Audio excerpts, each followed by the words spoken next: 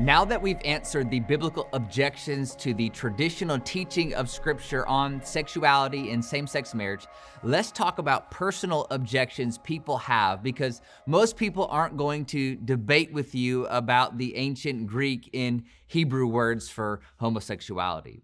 The objections people have when Christians say that homosexuality is a sin are much more personal and less theological. So I'd like to address some of the main personal objections. Number one, I was born this way. This is probably the main reason why many people, including Christians, support same-sex relationships. I mean, how can you tell someone who is born gay that it's wrong or sinful for them to pursue a same-sex relationship? After all, they didn't choose to be gay, they were born that way. So what do you say to someone who says, I was born this way? Well, a lot of research has been done in this area. Scientists have studied genes, hormones, brain structures, fingerprint patterns, birth order. They've studied humans, rats, monkeys, and the research is inconclusive. They haven't discovered a genetic factor that makes someone more prone to same-sex attraction. They have not found any biological or genetic link to support that a person is born gay. According to the American Psychiatric Association, the causes of sexual orientation, whether homosexual or heterosexual, are not known at this time and likely are multifactorial, including biological and behavioral roots, which may vary between different individuals and may even vary over time. A lot of time and research has gone into trying to find a possible genetic or hormonal link to sexual orientation, but no such link has been found. Although there is no scientific evidence to support that a person is born gay, I don't think anyone chooses same-sex attraction.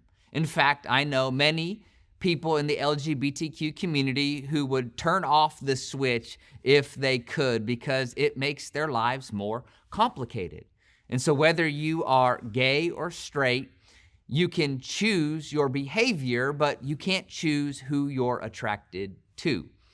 You may be attracted to people of the opposite sex, but you are not attracted to everyone of the opposite sex.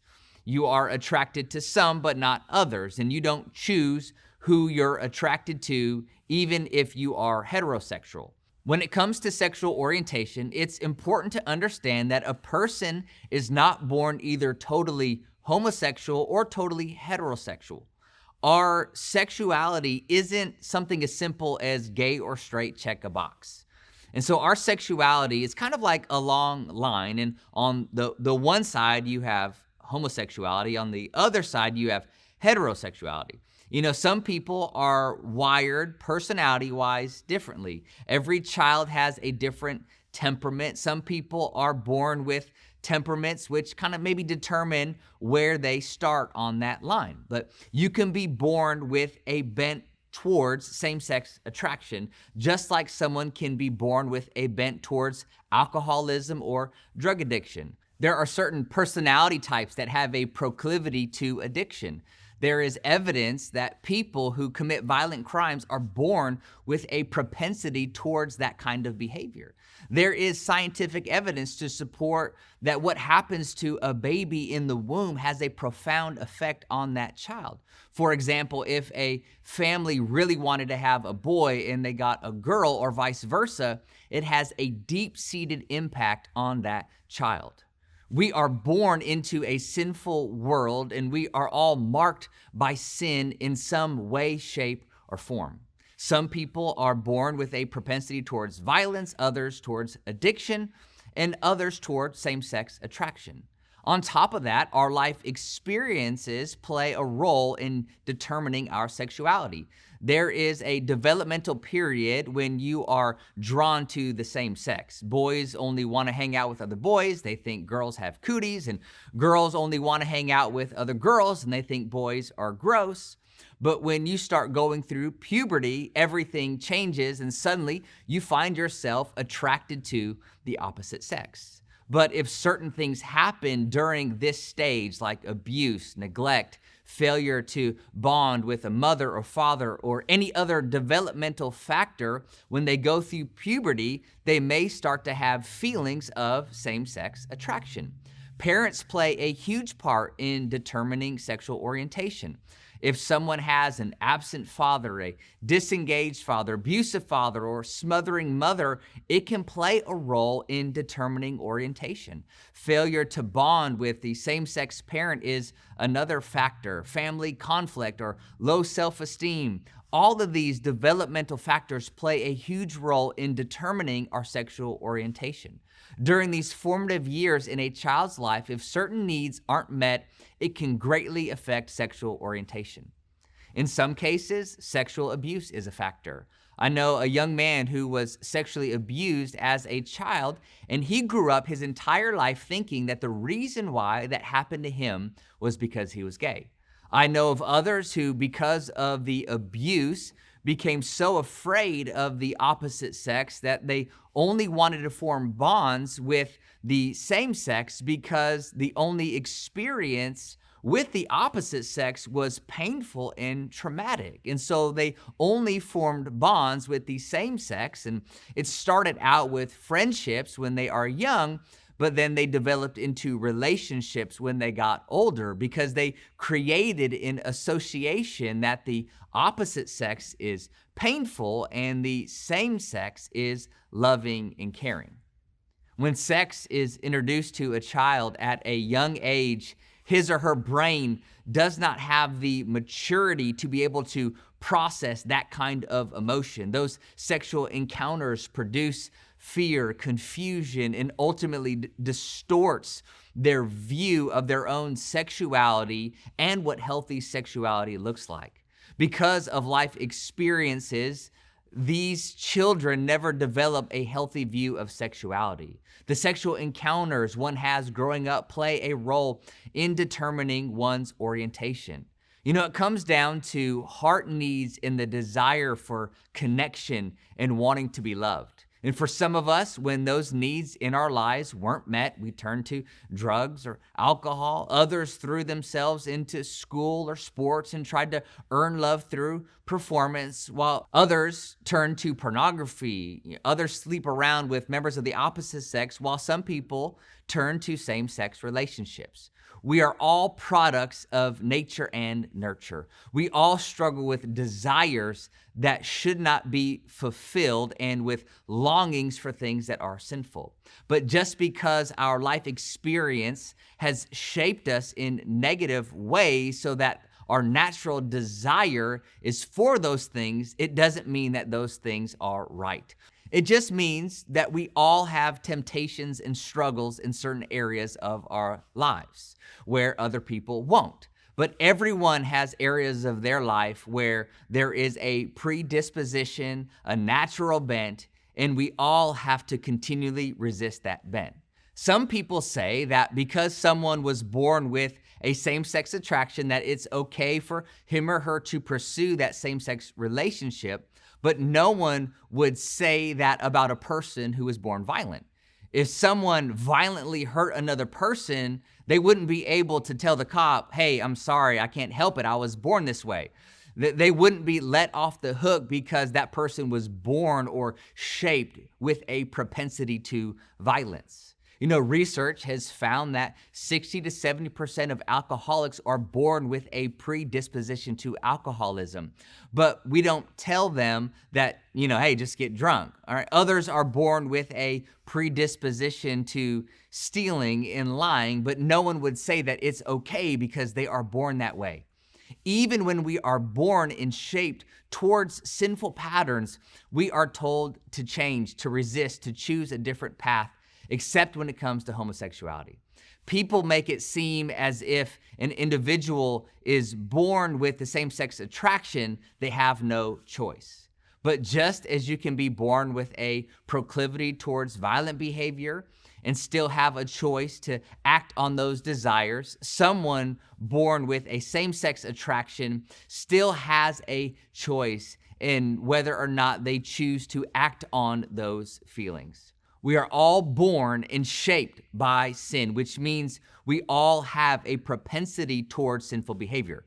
It doesn't make those behaviors acceptable because of our natural bent. It just means we will have to fight and resist those things. It means that we will have to struggle where other people don't have to struggle. They will have struggles that we don't have, but we are all marked by sin, but we still have a choice. The reality is we don't know the complex factors that lead to same-sex attraction, but God does, and He is smarter than we are. God understands what we don't, and our job is to trust that God is loving and that God knows best. And if He tells us not to do something, it's because He has our best interest in mind. God doesn't want anyone to be involved in same-sex relationships or any other kind of sexual immorality because it only leads to pain and brokenness, and God doesn't want that for any of His children. Number two, it's not fair to tell someone to deny their desires. Less than 3% of the population are shaped with a bent towards same-sex attraction. Somewhere between the ages of 8 to 12, they will have an attraction or develop an attraction to the same sex. If someone is born with these natural desires or shaped by nurture with these desires, then how can you call them sinful? Obviously, they didn't choose this, so how can you tell someone to deny their natural desires? First off, it's important to understand that just because someone has same-sex attraction or same-sex fantasies or even same-sex relationships does not mean they are gay. Those feelings and temptations do not have to seal their future or destiny. Only choices do that. Let's say that I was hanging out at a party and I was really stressed out, so I started drinking and I got completely hammered, right? I've never been drunk before. I don't even drink, so this would be the first time for me. But let's say I really enjoyed the feeling of being drunk. Now, does that make me an alcoholic? No, but I really enjoyed it. And I feel like I want to do it again. Does that make me an alcoholic? No, it's not a choice that I made one night that determines if I'm an alcoholic, nor is it my feelings of enjoyment. The only thing that determines whether or not I'm an alcoholic is if I repeat that pattern and continually give into those feelings. And it's the same way with our sexuality. Just because you have a same-sex attraction, or even if you enjoy being in a relationship with someone of the same sex, it doesn't make you a homosexual. It's only the repeated choices that determine our future and destiny. Secondly, we can never justify our actions by our feelings. Because we are all born into a fallen world and shaped by sin. We all have sinful desires and feelings that we have to deny. Even if you are born with those desires, it doesn't make them right. People, through no conscious decision of their own, are drawn towards binge drinking, promiscuity, rage, self-pity, or any number of other sinful behaviors. But the desire for these things doesn't make them right. If the desire for anything makes it morally acceptable, then it would be impossible to call anything wrong or sinful. What do you say to someone who has other sexual orientations, say towards children, animals, or promiscuity, or multiple partners? See, resisting sexual desire is a part of following Jesus for every Christian, regardless of whether you are single or married, gay or straight. Resisting sexual desires is part of following Jesus.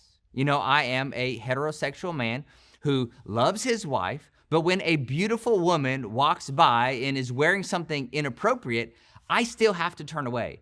I have to resist the desire to take a second look and to lust after her. The natural thing for me to do is to lust, but what is natural for me is wrong, so I have to guard my eyes. Just because something is natural doesn't mean it's right. Desire must never be given priority over obedience. There are many Christians who have, relatives or friends or loved ones who are gay or have same-sex attraction, and they just think that if their loved one got saved, they would never deal with, the feelings or same-sex attraction. But that isn't always the case. They may have to resist those feelings for the rest of their lives. There are many well-meaning Christians who try to pray the gay away, but there is a chance that they will never come to a place where they are attracted to someone of the opposite sex. I know men who are married to women, they have kids in a great marriage, and yet they still have an attraction to the same sex that has to be resisted. In the same way that I am a happily married man and will for the rest of my life have to resist the temptation to lust after a beautiful woman.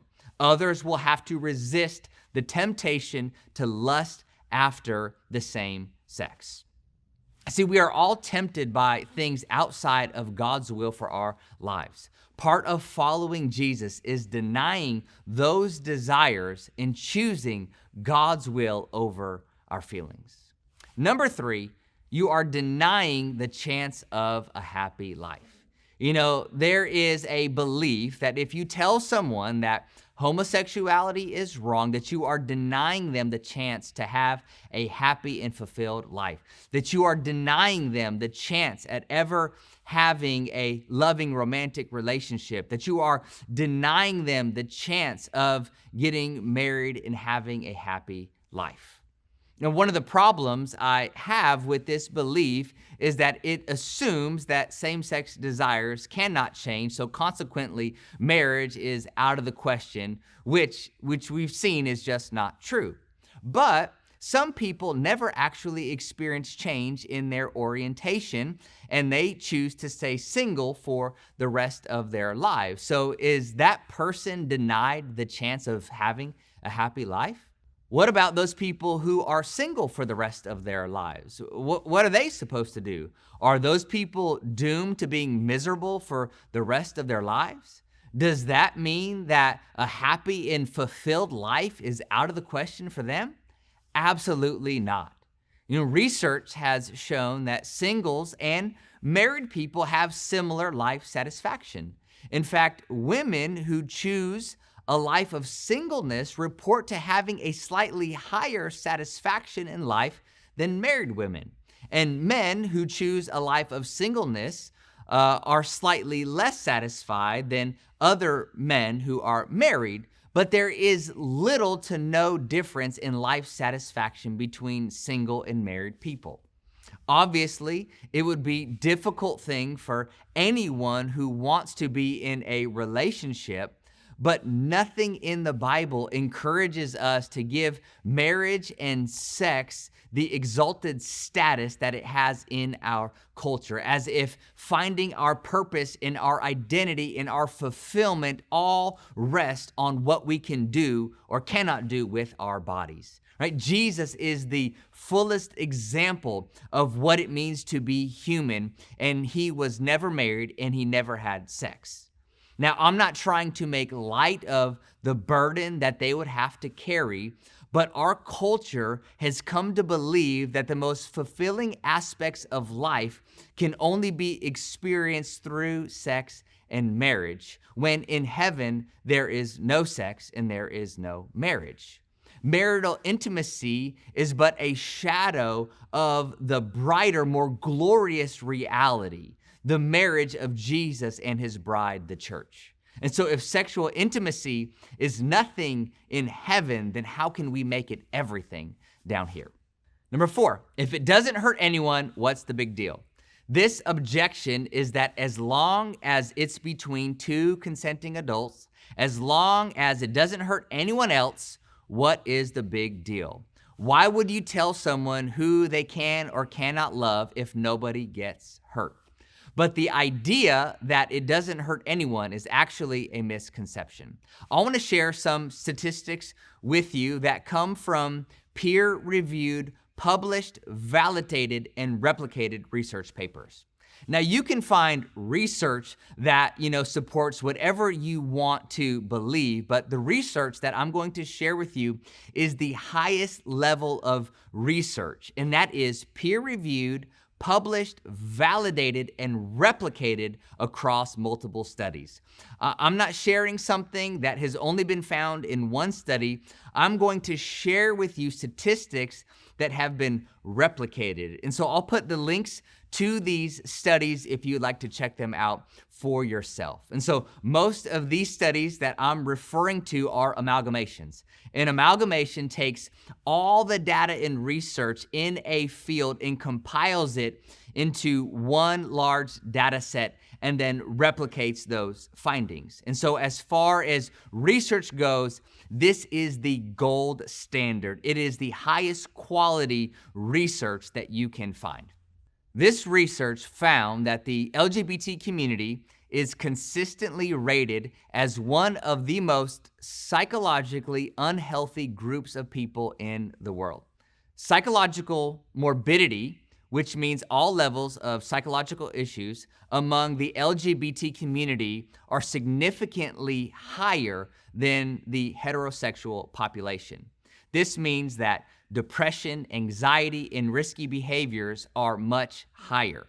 This is from an amalgamation of over 13,000 papers on this topic. So there is a widespread agreement on this issue. Suicide among gay and lesbian men and women is 30 to 32%. This is talking about suicide attempts. So 30 to 32% of gay and lesbian men and women will attempt suicide, while the entire population as a whole is around 3%. It's 10 times higher. Suicidality among transgender individuals is 40%, so it's significantly higher. The prevailing narrative has always been that these problems are the direct result of the social discrimination, bigotry, bullying, and hatred. Now, let me be clear that while I believe that all discrimination, bigotry, bullying, and hatred towards the LGBTQ community is sinfully wrong, the most recent studies indicate that discrimination does not account for the disparity in mental health in the LGBT community. The higher psychological morbidity and suicidality do not come from the social pressure, bullying, hate, or discrimination. Studies prior to 2010 would always hypothesize that it was because of the bullying and harassment.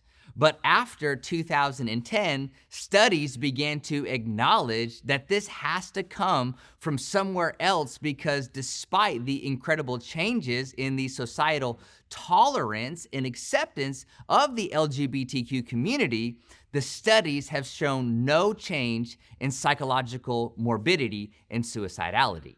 See, the thought was that as the world became more tolerant and accepting of this community, that the discrimination and the hatred declined, that there would be an increase in psychological health and a decrease in psychological morbidity and suicidality.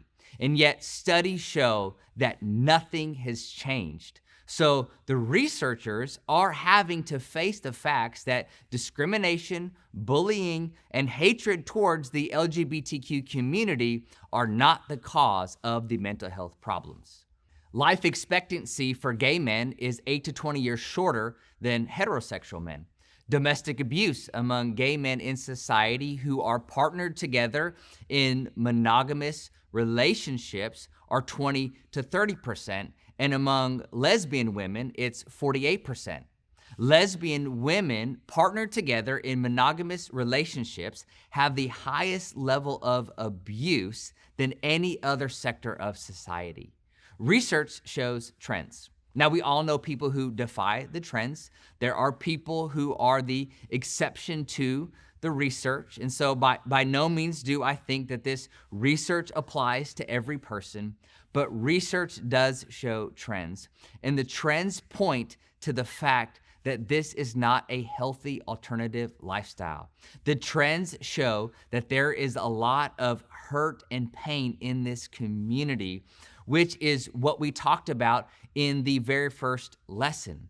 Because anytime we step outside of the box that God has designed for sexual intimacy, it only causes hurt and pain. And God doesn't want to see any of his children go through that kind of pain. And that's why God has always been clear on human sexuality. God knew what would be best for his children, and the scientific studies reveal what God has been saying for thousands of years. God made men and women in his image. Gender is binary, and anything else falls short of his best. Number 5, tolerance. Another objection is the whole idea of tolerance. This is the mindset that if you say anything negative about the subject of homosexuality, then you are labeled an intolerant bigot. But tolerance doesn't mean I have to agree with you. Tolerance has recently been taught that unless you think like me, agree with me, and totally endorse what I'm doing, then you are an intolerant person.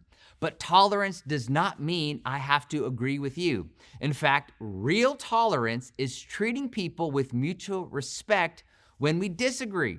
But tolerance has been changed to believe that all ideas are equally valid. The problem with this understanding of tolerance is that you become intolerant when you are not tolerant of the fact that I don't agree with you. You're actually doing the very thing you are accusing me of doing. See, there are 3 kinds of tolerance. There's legal tolerance, social tolerance, and intellectual tolerance. Let's say that you think putting Pepsi in your gas tank is a good idea. You think cars run better on Pepsi than gasoline. Legally, I have no right to oppose you. I have no right to try and arrest you for doing it. Socially, we can be friends, we can hang out, but intellectually, I do not have to agree with you that putting Pepsi in your gas tank is a good idea. I love you, but I do not have to agree with you. And see, many people who are living outside of God's will for sexuality are not looking for acceptance, they are looking for approval. See, I can accept you because Jesus accepts you, but I cannot approve of what you're doing because Jesus never approved of it. It has nothing to do with hate, and it has everything to do with loving God and loving you. If you are gay, lesbian, bisexual, or dealing with feelings of same-sex attraction, I love and accept you, and you are always welcome at this church, and you will not be judged or condemned here by me or any other person in leadership. This is a safe place for you to work through your feelings and issues because we understand that we all have issues. We all have junk, and we all need a safe place to work through those issues. We all need an environment where it's okay to not be okay. And we want this church to be that place for everyone. But that doesn't mean that I have to agree with you and everything that you do. I can fully love you, fully accept you without approving of everything you do. And I hope that you would do the same for me. In closing, I'd like to read a passage from 1 Corinthians chapter 13, the famous love chapter in the Bible. Love is a word that is used a lot in our society, but it means something different to different people. And so I want to show you what God's word tells us about love. 1 Corinthians 13, 4-6. Love is patient, love is kind, it does not envy, it does not boast, it is not proud, it does not dishonor others, it is not self-seeking, it is not easily angered, it keeps no record of wrongs. Love does not delight in evil, but rejoices with the truth. As a church, we are committed to this kind of love. We don't demand that people believe what we believe or agree with us on everything. If you disagree with me on this subject or any other subject, I will still have a deep respect for you. I will have tolerance towards you and your opinion, and I will never demand that you believe what I believe in order to belong. But it also says that love does not rejoice in sin, evil, and injustice. Love doesn't stand by and look at people being unfairly treated and say that's okay. So whenever the LGBTQ people are being unfairly treated, we stand up and we say that is not okay. That is wrong and sinful. But love also rejoices with the truth. Being a follower of Jesus means that we fight for truth and we rejoice when truth wins, because when truth wins, love wins. Love does not mean that we applaud, endorse, or celebrate anything that does not line up with God's word. Love is always for people, but love is also for truth. And it doesn't compromise truth or bend to popular opinion. God is a loving Father who wants the best for his children, and the best for his children is to lead us into truth. So if you are listening and you are a part of the LGBTQ community, I just want to say that I'm honored that you would listen and watch this teaching. And I want you to know that you matter to God and you matter to this church. And this church is a safe place for you to learn and grow, even if you don't agree with me or anything that I've said in this series. You are welcome to be a part of our community as we seek to lead people into God's truth. Because every time we step into God's truth, love wins. And that's what we want for every single person in our church.